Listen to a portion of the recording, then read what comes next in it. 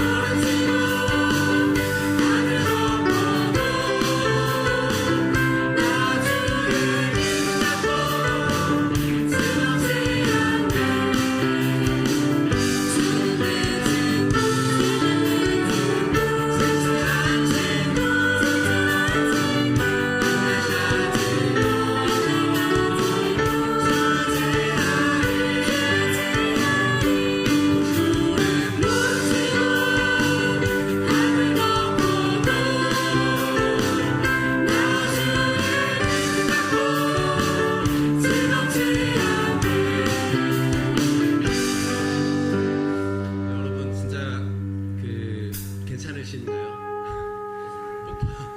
지난주 설교 말씀 생각나는데 폭풍구름이 몰아치는데도 괜찮으신가요?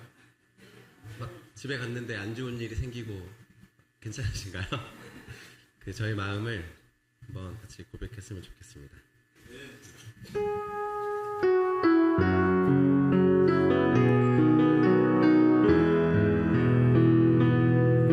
나의 사랑하는 자의 목소리 듣기 원하네. 나의 사랑 나의 어여쁜 자야.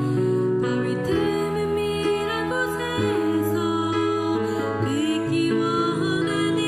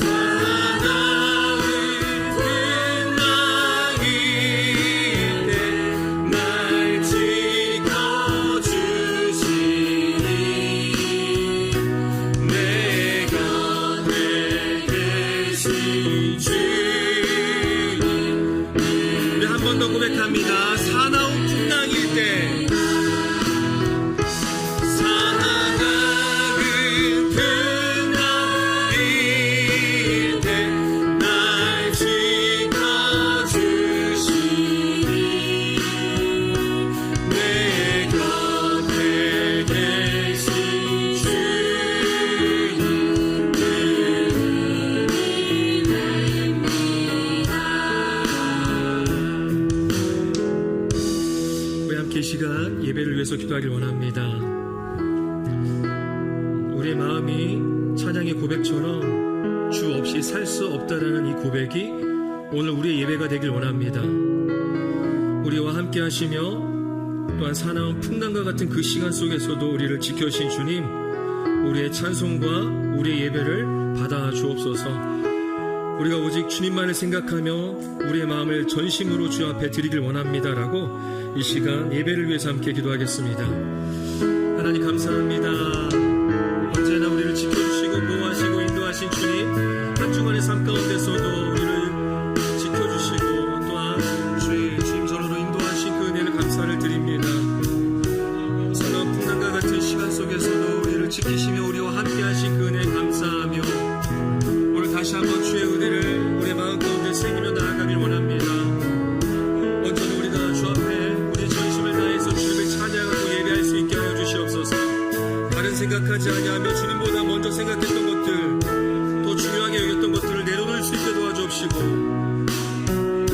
오직 우리를 사랑하시는 그 주님 앞에 나아가는 귀한 시간 될 수 있기를 원합니다. 주님 우리를 받아주시고 우리와 함께 하시며 또한 그 은혜가 충만해지는 오늘 이 시간 이 예배가 될 수 있도록 인도하여 주시옵소서. 주 없이는 살 수 없다라는 그 고백이 참으로 우리의 진정한 고백이 될 수 있도록 성령께서 우리의 마음을 주장하여 주옵시고 또한 삶 가운데서도 어떤 풍랑이 있다 하더라도 우리의 믿음이 변치 아니하도록 지키시는 주님을 바라볼 수 있도록 주여 인도하여 주시옵소서. 오늘 그런 결단의 예배가 될 수 있길 소망합니다. 주님 함께하여 주시옵소서. 우리 한 번 더 기도하겠습니다. 오늘 돌아오는 금요일부터 주일까지 영아 유치부 여름 성경학교가 시작됩니다. 예수님과 함께하는 믿음의 항해라는 주제로 말씀을 전하는 우리 선생님들, 또 지도하는 박미진 권사님을 위해서 기도해 주시고요.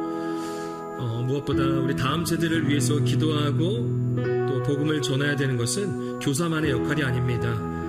지금 세대인 우리 모두의 역할인 줄로 믿습니다. 이것이 우리의 사명인 줄로 믿습니다. 우리가 함께 기도하며 섬기는 손길이 될 수 있도록 기도해 주시고 또 지난 토요일 단기 선교를 떠난 외대 CCC 김강진 학생이 있습니다. 선교를 통하여서 하나님의 사역에 온전히 쓰임을 받고 하나님의 보호하심 가운데 잘 돌아올 수 있도록 우리 두 가지 기도 제목 놓고 함께 합심하여 기도하겠습니다. 하나님 감사합니다. 주의 몸된 교회 안에 영아 유치부를 세우게 하심을 감사합니다. 이 다음 세대를 세우는 일에 더욱더 우리가 기도하며 나아갈 수 있게 도와주옵시고 무엇보다 영아 유치부 교사들을 세우셨사오니 지도하는 박미진 권사님과 또 함께하는 교사들로 하여금 주님이 원하시는 그런 사역들이 펼쳐질 수 있도록 인도하여 주시옵소서. 어려움과 힘듦이 있다 할지라도 함께 기도하고 있는 성도들이 있음을 기억하며 또한 함께 후원하고 돕는 손길이 되어서 주님이 원하시는 사역이 나타날 수 있게 도와주시고 또한 우리 어린 다음 세대 가운데 주의 복음이 온전히 증거될 수 있도록 주여 인도하여 주시옵소서. 또 우리 김강진 학생 티국으로 단기 선교를 떠났습니다. 11일부터 24일간의 이 긴 여정 가운데 하나님 함께하여 주시사 주님 사역에 온전히 쓰임받게 하여 주옵시고 또한 주님의 보호하신 가운데 잘 돌아올 수 있도록 인도하여 주시옵소서. 주님 증거하는 모든 그 말들과 또한 교제와 또한 나눔이 오직 복음을 증거하는 데 쓰임받길 원합니다. 주여 귀한 발걸음을 주님께서 사용하여 주옵시고 그 땅 가운데 복음의 씨앗이 뿌려질 수 있도록 인도하여 주시옵소서.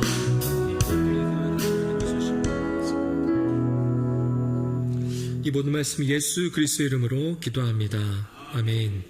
우리 함께 찬양하시면서 준비하신 예물 드리겠습니다.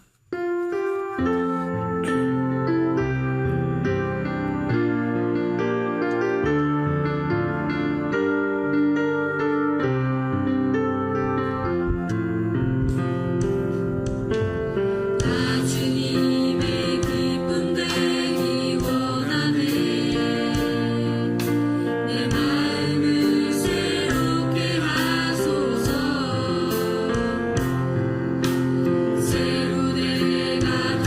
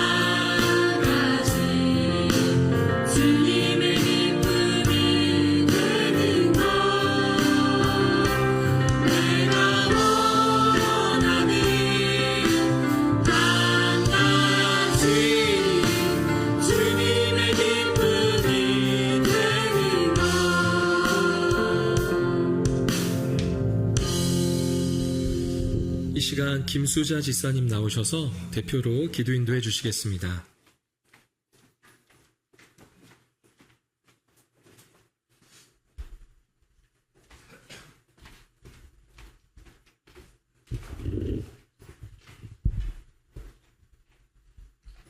우리요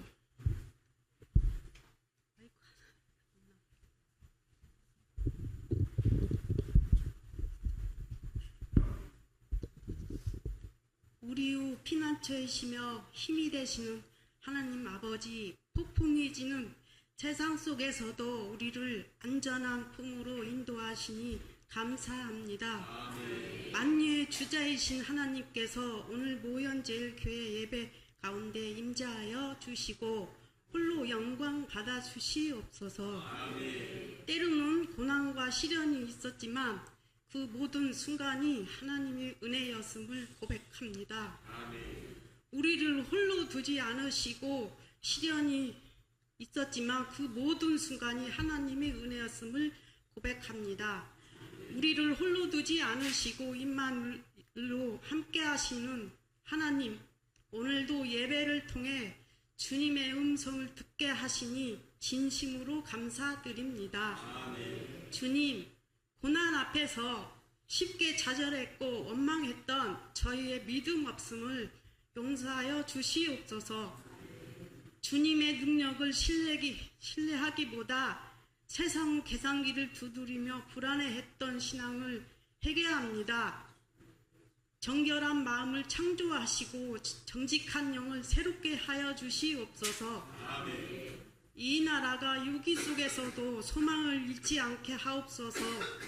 정치적 갈등이 해소되고 국민들이 서로 화합하는 사회가 되게 하소서. 소외된 재중과 가난한 자들의 눈물을 닦아주시고 공의로운 정부가 되게 하시고 선교 강국으로 열방하는 복음을 전하는 사명을 잘 감당하게 하옵소서. 모현제일 교회 성도들 중 말 못할 아픔이 눈물 짓는 이들이 있습니다. 주님께서 그 눈물을 닦아주시고 내가 너를 사랑한다는 세미한 음성으로 위로하여 주시옵소서. 가정이 천국이 되게 하시고 이웃에게 그리스도의 향기를 전하는 복된 성도가 되게 하옵소서. 주님, 구별하여 드린 예물을 축복하여 주옵소서. 과부 둘의 돈을 기이하게 여기신 주님, 드려진 예물이 교회의 부흥과 이웃 사랑을 위해 값지게 쓰이게 하옵소서. 물질이 노예가 되지 않고 하나님의 선한 정치기로 살아가는 저희 모두가 되게 하옵소서. 강당에 서신 목사님을 권능으로 오른손으로 붙들어 주시옵소서. 목사님의 말씀이 성령 검이 되어 우리의 고정관념을 깨트리고 우리의 영혼을 새롭게 수술하는 생명의 말씀이 되게 하옵소서. 이 시간 모든 성도가 마음을 문을 활짝 열고 은혜를 사모하게 하옵소서. 이 모든 말씀 길이요 진리요 생명 되시는 예수 그리스도 이름으로 기도드립니다.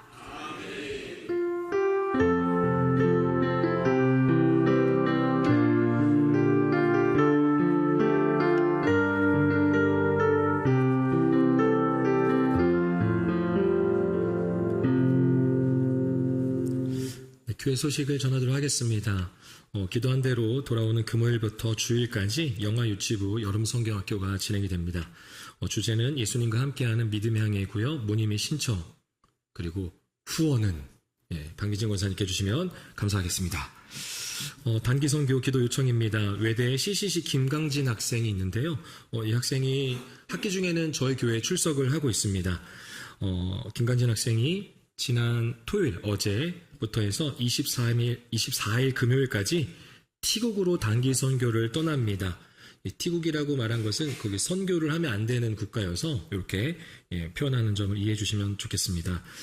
어쨌든 우리가 김강진 학생을 위해서 기도할 때 주님의 사역에 온전히 쓰임받고 또 보호하심 가운데 잘 다녀올 수 있도록 기도해 주시면 좋겠습니다.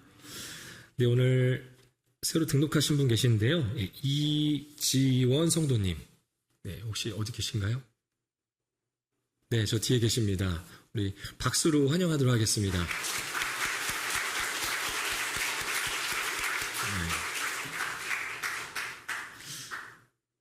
감사합니다.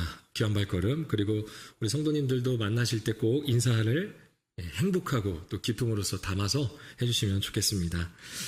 네, 함께 말씀 보겠습니다. 누가복음 8장 22절에서 25절입니다. 신약 104페이지 누가복음 8장 22절에서 25절까지의 말씀 함께 보도록 하겠습니다. 한 절씩 교독하겠습니다. 제가 먼저 읽겠습니다. 하루는 제자들과 함께 배에 오르사 그들에게 이르시되 호수 저편으로 건너가자 하심에 이에 떠나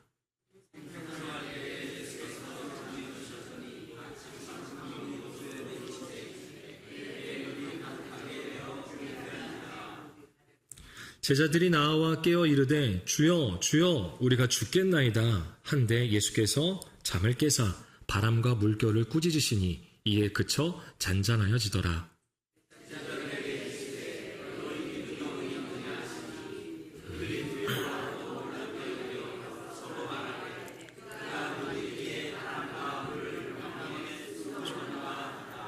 아멘.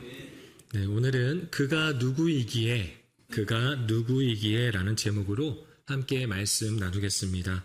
오늘과 그리고 다음 주 설교는요, 우리 영화유치부 위해서 기도했잖아요. 영화유치부가 여름 성경학교 기간에 나눌 말씀들입니다. 그래서 우리가 동일한 말씀을 함께 나누고 있음을 기억하면서 또 내 자신을 위해서도 마찬가지지만 우리 아이들을 위해서도 기도해 주시면 좋겠습니다. 요새 월드컵 보시나요? 네, 왜 웃죠? 네, 월드컵 우리나라 사람들은 축구 되게 좋아하는데 그리고 월드컵도 좋아하지만 잘 안 보는 것 같습니다. 네, 우리나라가 아쉽게도 32강에서 탈락을 해서 많은 축구 팬들의 분노가 있었고 축구 팬뿐만이 아니라 그냥 국민들 중에서도 분노하시는 분들이 있더라고요. 그러면서 월드컵에 대한 시청률도 그만큼 내려갔습니다. 대한민국의 첫 경기가 있었던 날 경기가 오전에 있었거든요. 그런데 시청률이 무려 14.2%라고 합니다. 14.2%면 전 국민의 약 15명 정도, 100명 중에 15명은 축구를 보고 있었다는 건데 출근할 시간에 어떻게 근무 시간에 어떻게 봤는지는 모르겠지만 온라인 중계에서도 수백만 명이 몰려서 시청을 했다고 합니다. 그만큼 한국 사람들은 이 축구를 좋아하죠. 경기는 열리는 시간이 조금 불편해도 국민들의 관심은 뜨거웠습니다. 축구 경기를 보다 보면 해설자들이 자주 하는 말이 있습니다. 아, 이 선수 위치 너무 좋습니다. 아, 지금 저 자리에 있으면 안 되는데요. 네, 아주 좋은 위치에서 파울을 얻어냈습니다. 네. 축구에서는 공을 얼마나 오래 가지고 있느냐도 물론 중요합니다. 네, 우리나라는 너무 오래 갖고 있더라고요. 네, 제 개인적으로는 그렇습니다. 근데 이것보다 더 중요한 게 있어요. 공을 오래 갖고 있는 것보다 선수가 어디에 위치해 있는가가 더 중요합니다. 이것을 우리는 전술이라고 하죠. 전술. 공격수가 아무리 빠르게 뛰더라도 위치를 잘못 잡으면 오프사이드 반칙이 됩니다. 그래서 골을 넣어도 부심이 깃발을 드는 경우가 있잖아요. 그러면 그 골은 무효가 돼요. 아무리 좋아도 무효가 됩니다. 또 수비수가 열심히 뛰어도 자기 자리를 놓치면 실점으로 이어질 수가 있습니다. 이번에 우리나라 국가대표팀에 가장 논란이 되었던 것 중에 하나가 바로 수비수의 위치였습니다. 이전에는 쓰지 않던 3백, 즉 3명의 수비수를 위치하게 하는 전술을 감독은 고집했는데 일반적이고 또 평소대로 포백, 그러니까 4명의 수비수를 위치하는 것을 해야 됐다. 그렇게 했으면 우리나라도 32강에 들어갈 수 있었다. 아니 16강도 올라갈 수 있었다라는 의견이 많습니다. 그런데 오늘 본문에서 예수님도 제자들에게 이 위치를 물으십니다. 이렇게 말씀하시죠. 너희 믿음이 어디 있느냐? 너희 믿음이 어디 있느냐? 너희 믿음이 어디에 위치하고 있느냐, 어디에 자리하고 있느냐입니다. 예수님은 너희 믿음이 얼마나 크냐라고 묻지 않으셨습니다. 너희 믿음이 어디 있느냐. 믿음이 놓인 그 자리, 그 위치를 물으십니다. 우리는 믿음을 내 경험에 둘 수 있습니다. 또는 믿음을 내 능력과 계획에 둘 때도 있습니다. 모든 일이 평온하게 흘러가는 상황을 내 믿음이라고 둘 때도 있습니다. 그러나 그러한 것들은 상황이 달라지면 내 믿음도 그렇지만 그 상황도 함께 흔들려 버립니다. 오늘 본문의 제자들은 예수님과 함께 배를 타고 있었습니다. 그런데 갑자기 광풍이 몰아쳤습니다. 배에는 물이 차오르기 시작합니다. 제자들은 죽을 것 같았습니다. 예수님은 그들에게 폭풍을 피할 수 있는 기술보다 더 근본적인 질문을 하십니다. 너희 믿음이 어디 있느냐? 그리고 폭풍이 잠잠해진 뒤에는 제자들이 예수님께 묻습니다. 아니, 그들끼리 서로 묻는 거죠.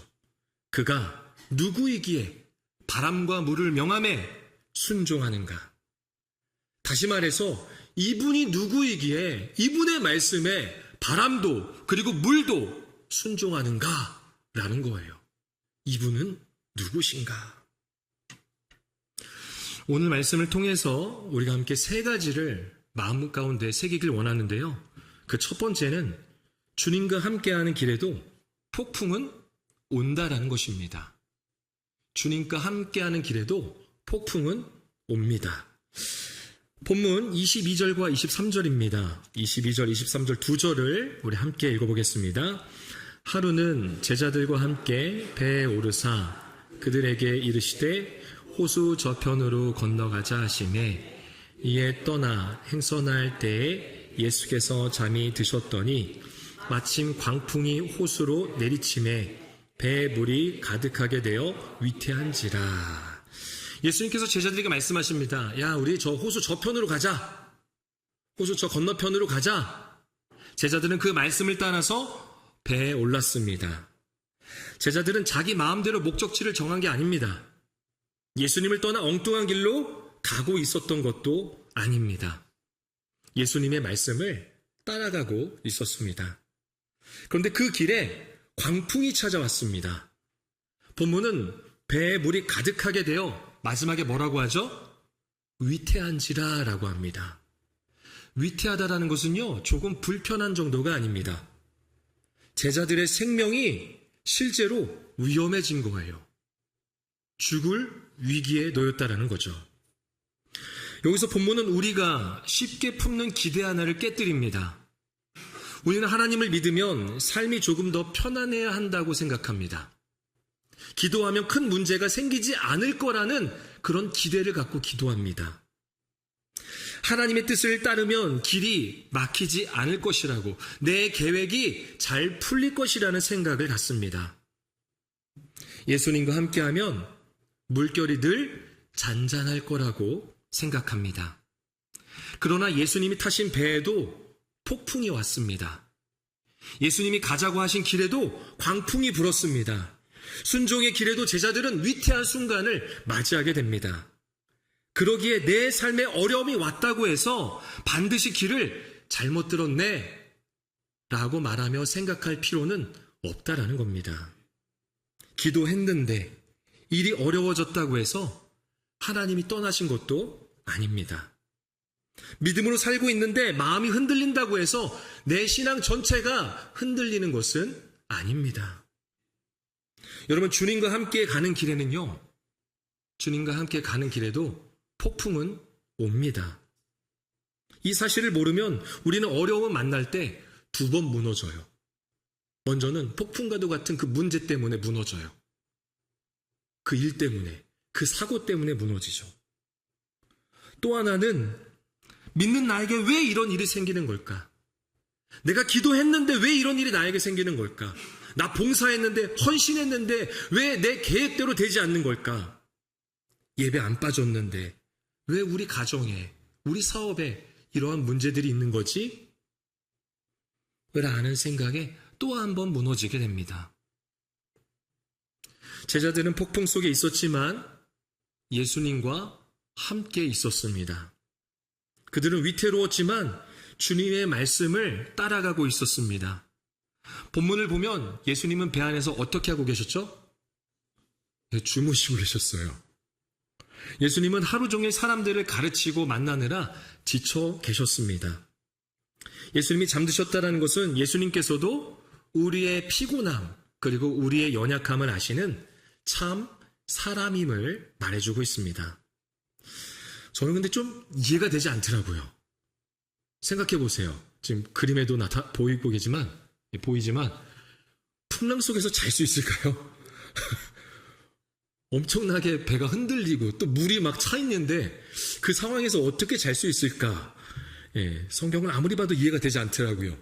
예수님의 잠은 우리와 좀 다른 걸까? 이런 생각도 해봤습니다. 어쨌든 예수님은 주무시고 계셨습니다. 그런데 제자들의 입장에서는 어려웠습니다. 배에는 물이 차오르는데 예수님은 어떻게 하고 계세요? 주무시고 계신 거예요. 지금 우리들은 죽을 것 같은데 예수님은 지금 아무 일도 하고 계시지 않습니다. 아니, 호수 건너가자고 누가 말했어요? 예수님 말했잖아요. 그럼 그렇게 말한 사람이 좀 책임을 져야 되는데 뭔가 행동, 액션을 취해야 되는데 아무 일도 없다라는 거죠. 우리도 그런 순간을 만나게 됩니다. 주님, 지금 이 상황 보고 계신가요? 주님, 내 기도 듣고 계시죠? 아니, 지금 내 상황이 이렇게 급한데, 나 지금 이렇게 어려운데 왜 이렇게 조용하신 거예요? 하나님 뭐라고 대답 좀 해보세요. 한마디라도 응답 좀 해보세요. 라고 할 때가 있습니다. 왜요? 너무 간절하니까. 너무 급하니까. 때로 우리를 힘들게 하는 것은 문제 자체만이 아닙니다. 하나님이 침묵하시는 것처럼 느껴지는 게 더 힘듭니다. 주님이 너무 늦으시는 것처럼 느껴지는 게 더 두렵습니다. 그러나 예수님이 주무셨다고 해서 예수님이 배에서 떠나신 것은 아닙니다. 예수님이 아무 말씀도 하지 않으셨다고 해서 제자들을 잊으신 것도 아닙니다. 주님이 조용하신 것과 주님이 안 계신 것은 완전히 다른 문제입니다. 오스왈드 챔버스의 주님은 나의 최고봉 9월 10일자의 묵상의 글입니다. 그 글에 보면 이런 글이 실려 있습니다. 큰 위기는 결국 우리가 어떤 사람인지를 드러낼 뿐 우리에게 어떤 새로운 것을 주입하지는 않습니다. 그러니까 폭풍과도 같은 큰 위기는 우리가 어떤 사람인지를 드러나게 한다는 거예요.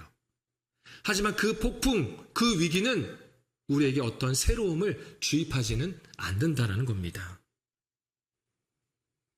여러분, 시험을 보는 학생들을 생각해 보세요. 지금 기말고사가 다 끝났는데 시험지가 학생의 실력을 갑자기 나쁘게 만드는 것은 아닙니다.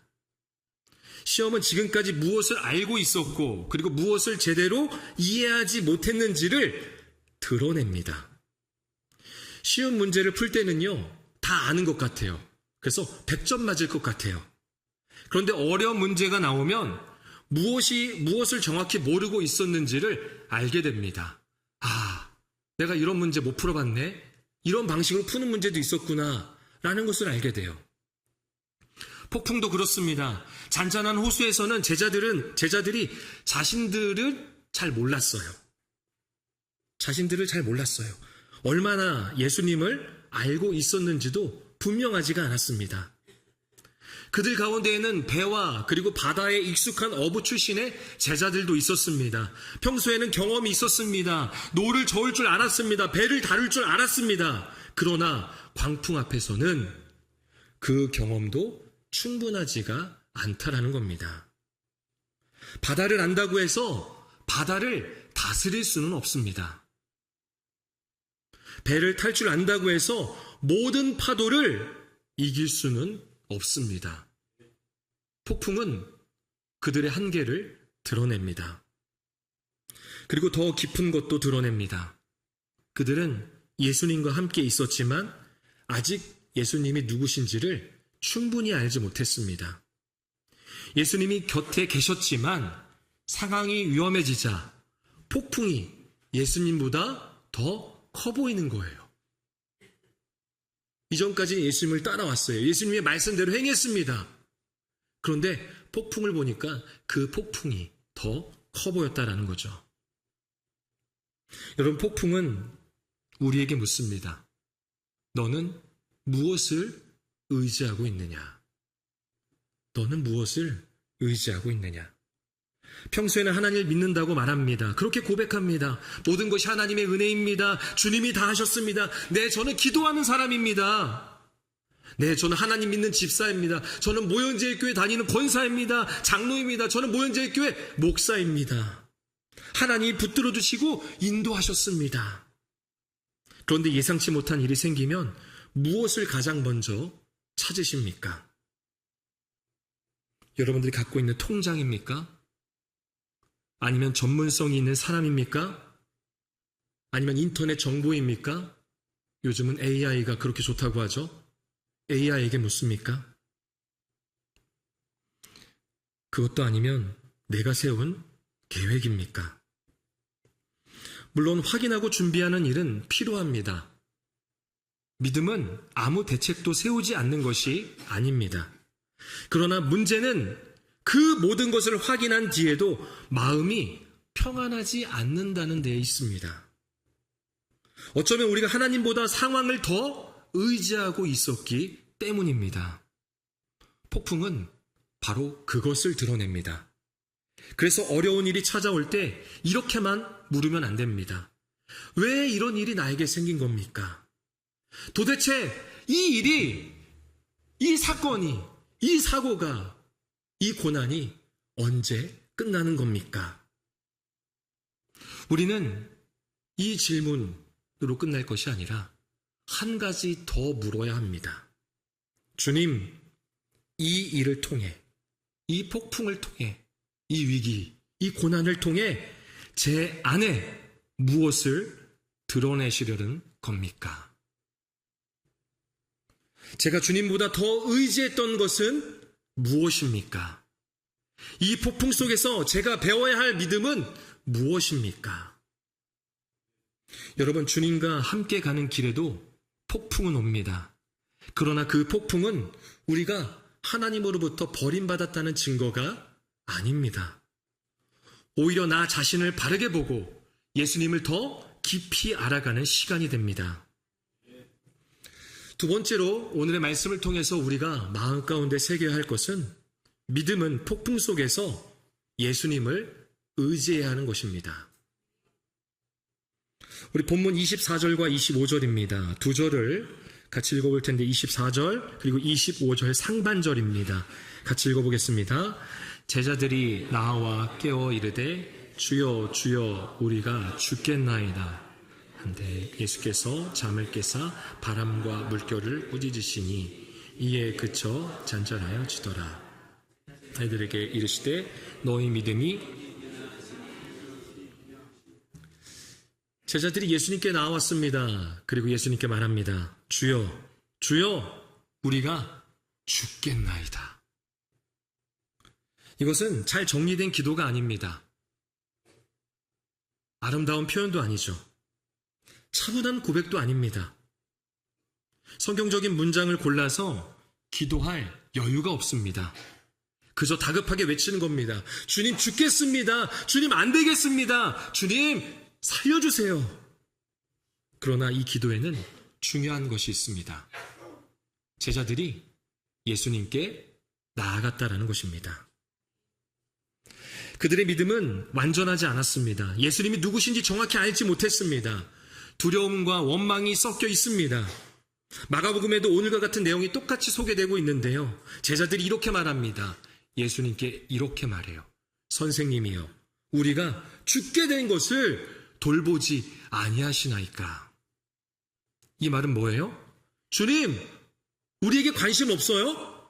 우리 지금 죽게 되었는데 어떻게 주무시고 계십니까? 주님이 이쪽으로 가자면서요. 이런 거죠. 믿음이 아주 훌륭해 보이는 말은 아닙니다. 아니, 어쩌면 믿음이 없어 보입니다. 그러나 그들은 자기들끼리만 절망하지 않았습니다. 결국 누구에게 갔어요? 예수님께 갔습니다. 그것이 중요한 겁니다. 여러분, 믿음은 두려움이 전혀 없는 상태가 아닙니다. 우리는 믿음이 있으면 무섭지 않아야 된다고 생각합니다. 담대해야 된다고 생각합니다. 믿음이 좋으면 걱정이 없어야지 라고 말합니다.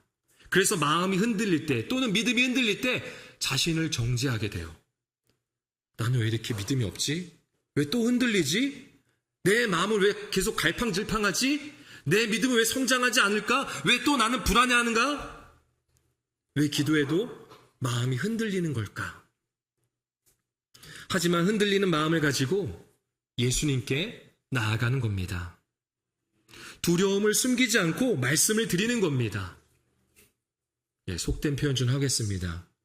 가오 잡지 말고 주님께 나아가는 거예요. 폼 잡지 말고. 주님, 무섭습니다. 주님, 지금 제가 많이 버겁습니다. 주님, 제 힘으로는 버티기가 힘듭니다. 그렇게 기도하는 겁니다. 여러분 생각해 보세요. 위급한 상황에 119에 전화한다고 생각해 보시길 바랍니다. 지금 이제 막 내가 사고가 났어요. 근데 전화해서 이렇게 말하는 사람은 없을 겁니다. 안녕하세요. 오늘 참 수고가 많으십니다. 더운데 잠깐 통화 괜찮으신지요? 제가 전화드린 이유는 다름이 아니라 제가 좀 사고가 났습니다. 제가 지금 쓰러져 있고 피가 철철 흐르는데 지금 와주실 수 있을까요? 이렇게 전화하는 사람은 없습니다. 지금 제가 쓰러져 있어요. 여기 어딘지 모르겠는데 빨리 위치 추적해서라도 와주세요. 지금 저와 함께 했던 사람이 위급합니다. 빨리 와주세요. 도와주셔야 됩니다. 급한 상황에서는 짧고 솔직하게 말합니다. 기도는 그런 겁니다. 때론 기도가 가장 진실하게 느껴지는 것은 긴 문장이 아니라 솔직한 이 짧은 문장입니다. 주님, 도와주세요. 주님, 살려주세요. 주님, 제가 더는 못 버틸 것 같습니다. 여러분, 이것이 기도입니다.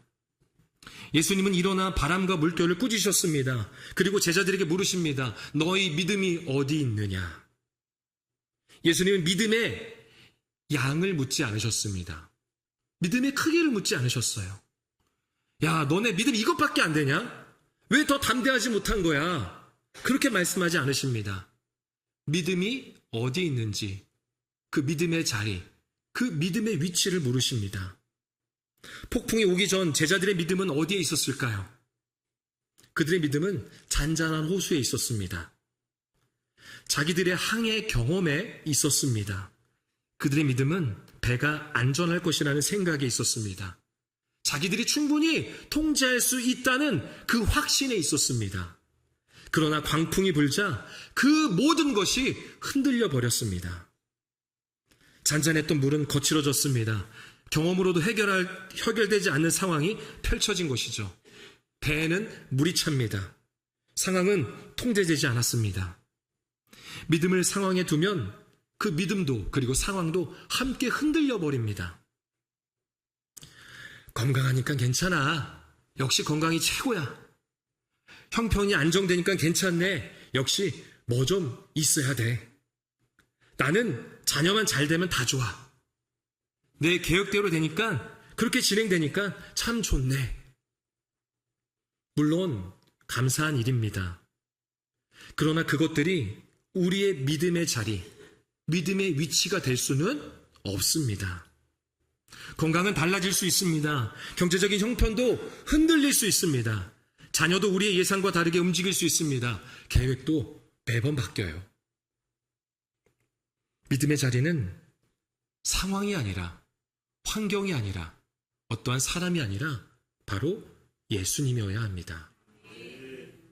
믿음의 위치, 믿음의 자리는 오직 예수님이어야 합니다. 그렇다면 예수님을 믿는다는 것, 예수님께 나의 믿음의 자리가 된다는 것, 예수님을 의지한다는 것은 무엇일까요? 무조건 내가 원하는 결과가 나올 것이라는 확신을 하는 걸까요? 내가 기도했으니 이제 곧 병 나을 거야. 내가 믿으니까, 내가 긍정적으로 생각하니까 이 문제는 내가 원하는 방식대로 해결될 거야. 성경이 말하는 믿음은 그것보다 훨씬 더 깊습니다. 예수님을 의지하는 것은 내가 원하는 결과를 예수님께 강요하는 게 아닙니다. 저 이거 원하니까 빨리 내놓으세요 라고 강요하는 게 아니에요. 결과와 내 자신을 예수님께 맡기는 것입니다. 그게 바로 예수님을 의지하는 것. 내 믿음의 자리를 예수님께 두는 것입니다. 주님, 저는 이 문제가 해결되길 원합니다. 주님, 이 고통이 빨리 끝나기를 원합니다. 그러나 제 뜻보다 주님의 지혜를 의지합니다. 제가 이해하지 못해도 주님은 저를 떠나지 않으신다는 것, 나와 함께 하신다는 것을 믿습니다. 이것이 바로 주님에 대한 의지입니다. 여러분, 제자들의 믿음은 완전하지 않았습니다. 그러나 그들은 예수님께 나아갔습니다. 여러분, 믿음이 작다고 느껴져도 괜찮습니다. 그 작은 믿음을 가지고 누구에게 가면 됩니까? 예수님께 가는 거예요. 두려움이 크다면 그 큰 두려움을 가지고 예수님께 가면 됩니다. 믿음은 내 힘으로 끝까지 버티는 것이 아닙니다. 더 이상 버틸 수 없을 때에도 예수님께 나아가는 것, 그것이 바로 믿음입니다. 우리는 어려운 일이 생기면 내 믿음이 적다는 사실만을 바라볼 때가 있습니다. 아, 내 믿음이 이것밖에 안 되는구나. 내 믿음이 이렇게 약했구나. 그러나 예수님은 물으십니다. 그 적은 믿음이 지금 어디에 있느냐? 어디에 두고 있느냐? 어디에 위치하고 있느냐? 어디에 자리를 두고 있느냐? 믿음이 적어도 예수님께 두면 됩니다. 두려워도 예수님께 나아가면 됩니다. 말이 정리되지 않고 좀 서투를 수 있어요. 괜찮습니다. 주님의 이름을 부르면 됩니다. 믿음은 두렵지 않은 상태가 아니라 두려울 때 예수님을 의지하는 것입니다. 한 가지 더 우리가 마음 가운데 새겨야 될 것이 있는데, 믿음은 예수님이 누구신지를 아는 것입니다. 믿음은 예수님이 누구신지를 아는 것입니다. 우리 마지막으로 본문 25절 하반절을 함께 읽어보겠습니다. 그들이 두려워하고 놀랍게 여겨 서로 말하되 그가 누구이기에 바람과 물을 명함에 순종하는가 하더라. 아멘.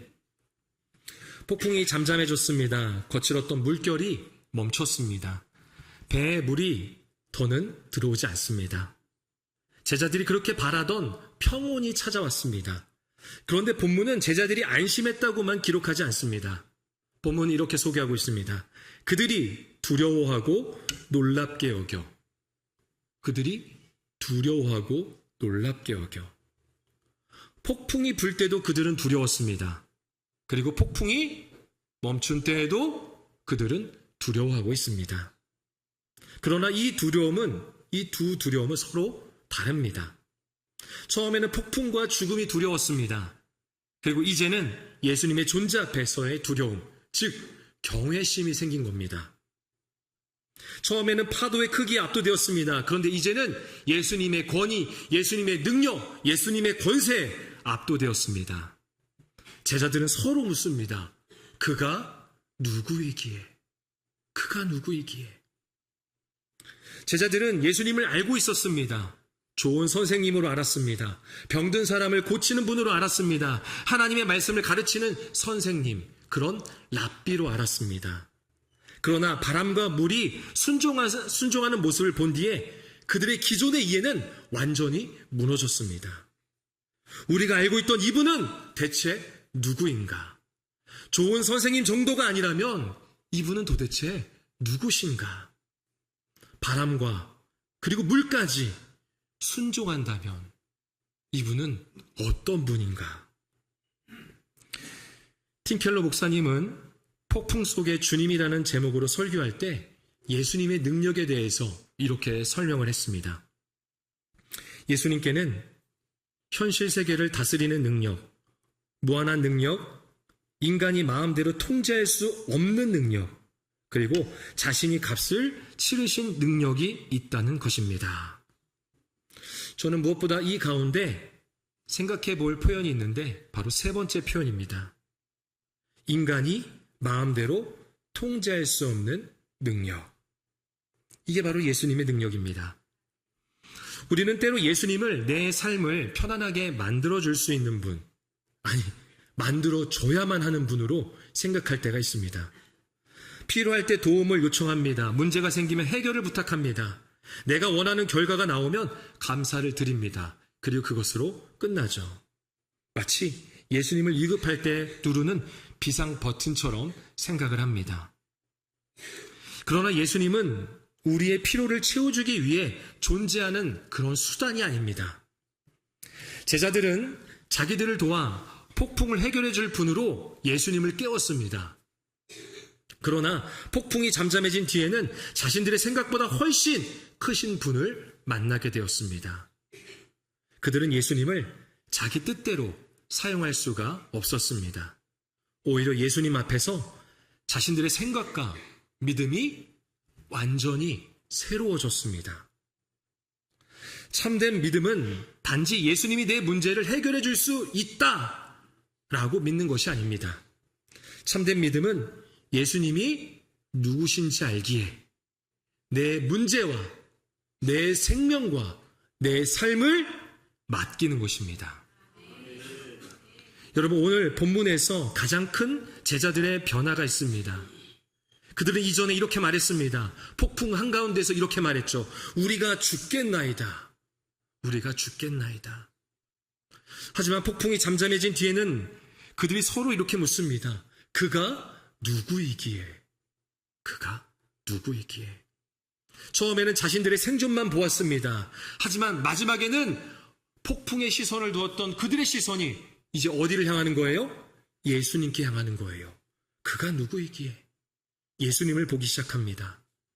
여러분, 이게 바로 믿음의 성장입니다. 문제가 사라지는 것을 기뻐하는 데서 멈추는 것이 아니라 이제는 그 문제를 지나며 예수님을 더 깊이 알아가는 거예요. 우리는 어려운 일을 만나면 주로 이렇게 묻습니다. 이렇게 기도하죠. 왜 이러한 일이 나에게 일어나는 겁니까? 왜 이러한 고난이, 왜 이러한 고통이 일어난 것입니까? 그러면 도대체 언제 끝납니까?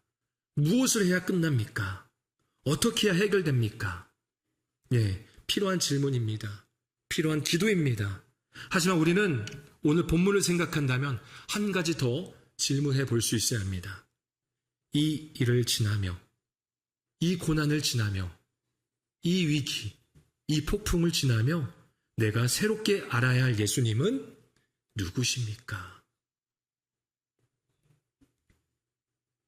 이 폭풍과도 같은 고통을 통해, 고난을 통해 내가 예수님을 더 깊이 알고 싶습니다. 라는 고백이 되어야 합니다. 여러분, 주님은 십자가에서 인간의 가장 깊은 고통과 죽음 안으로 들어오셨습니다. 자신의 생명을 내어주심으로 우리를 살리셨습니다. 우리를 그렇게 구원하셨습니다. 그래서 우리는 어려운 일 속에서도 예수님을 의지할 수 있어야 합니다. 예수님께 능력만 있기 때문이 아닙니다.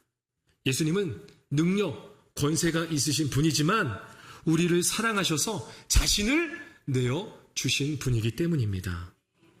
믿음은 어려움을 통해 예수님이 누구신지를 더 깊이 알아가는 것입니다. 그렇다면 우리의 고백은 달라집니다. 예수님은 나의 문제를 해결하는 수단이 아니라 나의 주님이십니다. 예수님은 내가 원하는 길만 열어주는 분이 아니라 내 삶 전체를 이끄시는 분이십니다. 예수님은 바람과 물도 순종하게 하시는 하나님이십니다.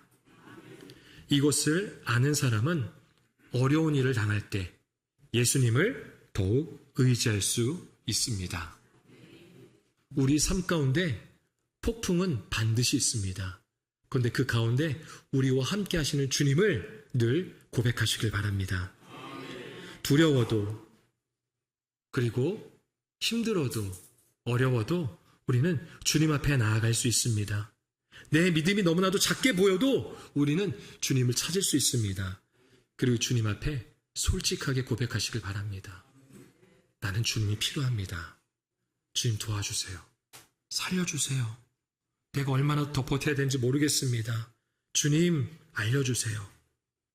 그리고 그 고난의 시간을 통해서, 그 폭풍과도 같은 위기의 시간들을 통해서, 그 상황, 그 환경, 그 관계, 그 사람을 통해서 예수님이 누구신지를 더 깊이 알아가는 성도가 되시기를 축복합니다. 우리 함께 자리에서 일어나셔서 오늘의 말씀을 마음 가운데 새기며 우리 찬송가 543장 1절과 3절을 함께 찬양하도록 하겠습니다.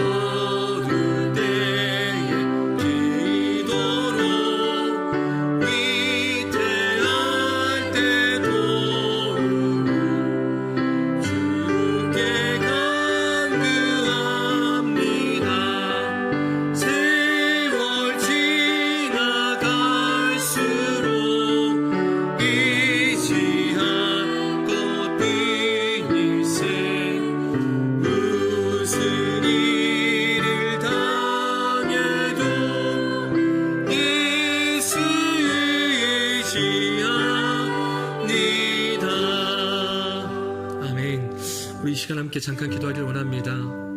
우리 삶 가운데 폭풍과도 같은 정말 고통과 고난의 시간, 또 환경, 그런 문제들이 있는 줄로 압니다. 하지만 주님이 함께 하십니다. 내 믿음이 연약해도 우리는 주님을 찾아야 합니다. 그리고 솔직하게 고백해야 합니다.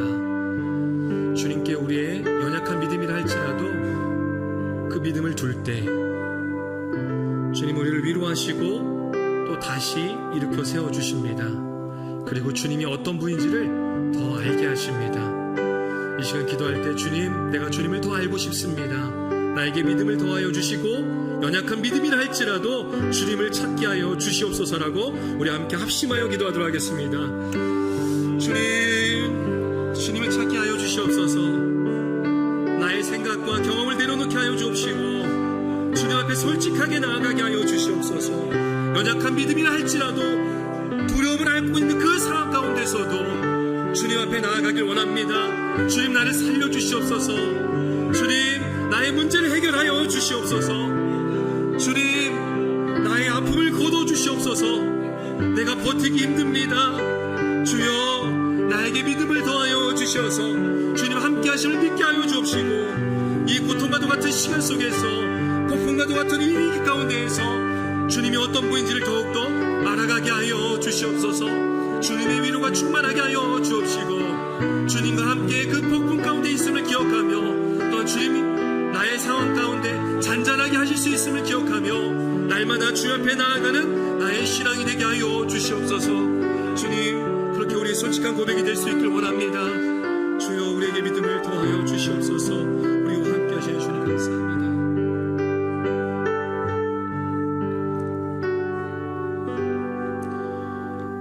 사랑과 은혜가 풍성하신 주님 감사합니다. 인생의 폭풍 가운데에도 나 혼자 있었던 것이 아니라 주님 함께 있었음을 우리가 기억하며 연약한 믿음이라 할지라도 또는 두렵고 떨린다 할지라도 우리가 주님을 찾을 수 있도록 인도하여 주시옵소서. 그 작은 믿음이라 할지라도 주님 귀히 여기시며 우리에게 진정한 평안을 허락하실 줄 믿습니다. 주여, 우리의 신앙과 믿음이 주님 앞에 나아갈 수 있게 도와주시고 주님께 둘 수 있는, 그렇게 주님께 우리의 믿음의 자리, 그 믿음의 위치를 둘 수 있는 신앙이 되게 하여 주시옵소서.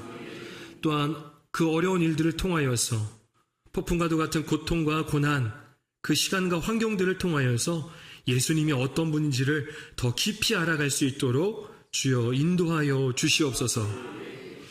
이제는 우리 주 예수 그리스도의 은혜와 무한하신 하나님의 사랑과 성령 하나님의 교통하심이 더욱더 주님을 알기 원하는 모든 성도들 가운데, 또한 폭풍과도 같은 그 위기의 어려운 가운데서도 더욱더 주님을 찾고 주님 앞에 나아가는 그런 믿음을 원하는 그 가정과 그 교회 위에 이제부터 영원토록 함께 있을지어다.